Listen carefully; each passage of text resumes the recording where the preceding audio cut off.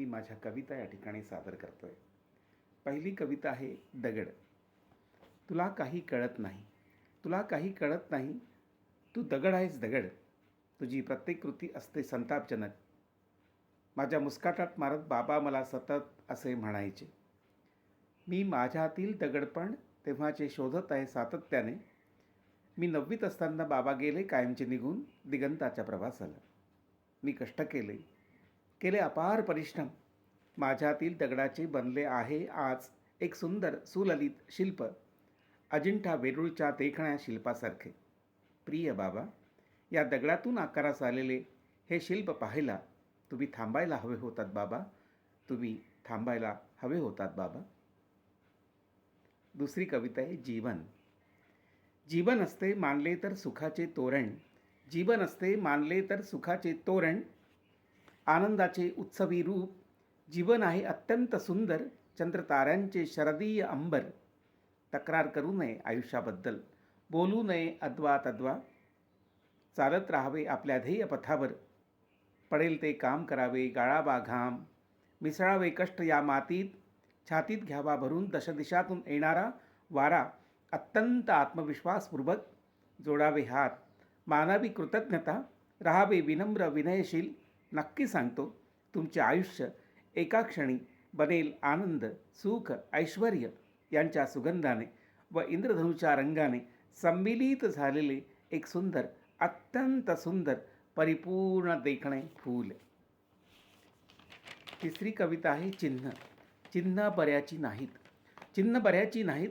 सतत वादळी वारे विषारी दुर्गंध घेऊन वाहत आहेत, सतत वादळी वारे विषारी दुर्गंध घेऊन वाहत आहेत.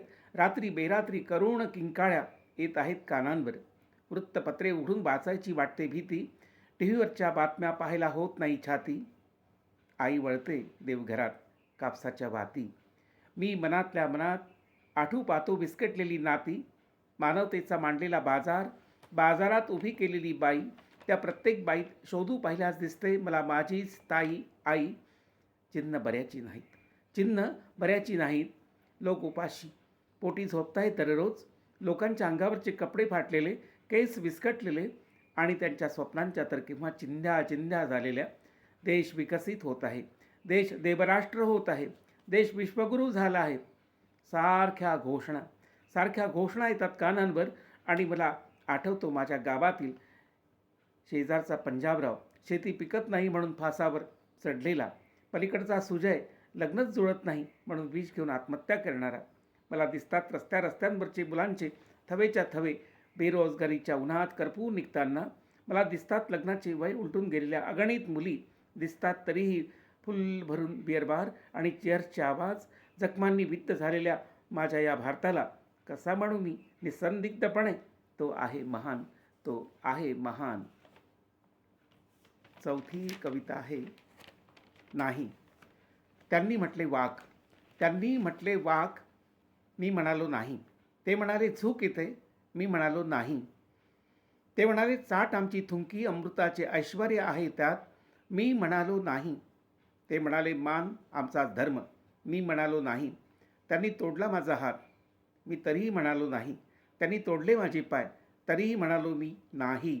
त्यांनी उडवले माझे मुंडके, तरीही म्हणालो नाही.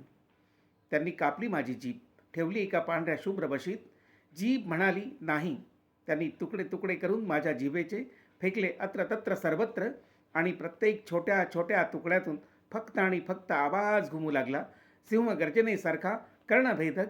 नाही नाही नाही, त्रिबार नाही, शतदा नाही, अनंत अनंत वेळा नाही नाही नाही. पुढील कविता आहे पुण्य. मी पैसा खाल्ला नाही, पाप केले का? मी अधर्म मानला नाही, पाप केले का? मी वाईट वागलो नाही, व्यसने केली नाहीत, माझे मार्ग मी कधी सोडले नाहीत, पाप केले का? मी कुणाच्या दुःखावर हसलो नाही, कुणाच्या व्याधींचे दुःखांचे मी हसे केले नाही, पाप केले का? मी माझ्या मीपणाचे प्रदर्शन मांडले नाही, पाप केले का? मी कुणाला दुखवले नाही, मी कुणाला पोचकारले नाही, मी कुणावर अहंकाराच्या कैफात चुकुरही थुंकलो नाही, पाप केले का? मी सतत नवीन शिकणे सोडले नाही, मी स्वतःला श्रेष्ठ मानले नाही, पाप केले का? मी तुच्छतेने कुणाकडेही कधी पाहिले नाही, मी जगण्याचा उत्सव करणे नाकारले नाही, पाप केले का? मी माझ्यातून भव्य दिव्य काहीतरी विस्तीर्ण विशाल निर्माण केले, माझ्या अथांग आत्मविश्वासातून, पाप केले का? माझे जगणेच साक्षात मी पुण्यस्वरूप केले, एवढे यथार्थ पुण्य मी संपादित केले, पाप केले का? या पुढील कविता आहे आमंत्रणे. वेगवेगळ्या दिशांनी वेगवेगळ्या सुखांची मला येतात आमंत्रणे. मला येतात सदैव निराशाईची सुखद सुंदर निमंत्रणे. या सर्व आमंत्रणांचा व निमंत्रणांचा मी करतो अखंड आनंदाने सहर्ष विनम्र स्वीकार. मी माझ्यापुरता गिरवतो सतत सतत सतत सकारात्मकतेचा एक विशाल सुंदर प्रगल्भसा देखणा मनातनाला पुण्यशील ओंकार. मी वाचतो, मी लिहितो, मी बोलतो, मी पाहतो, मी घेतो श्वास केवळ आनंदाचा सकारात्मकतेचा विशाल आशावादाच्या प्रचंड सुंदर अथांग आणि आभाळाखाली उभा असतो मी दिनरात. मी टाकली आहे कधीचीच दुःख व्यथा वेदनांची ती जीर्ण कात. मी आहे आज सळसळता सुंदर प्रचंड सकारात्मकतेची अगणित पाने अंगा खांद्यांवर घेऊन जगणारा, मधुर संगीताचा मंगलध्वनी अप्रतिहत निनादित करणारा अश्वत्थ पिंपळ वृक्ष. मला आण आहे त्या परमकारुणिक प्रथम वैज्ञानिक बुद्धाची. तुम्ही जो विचार करता तेच तुम्ही असता, तसेच घडता या मंगलवाणीची. धन्यवाद.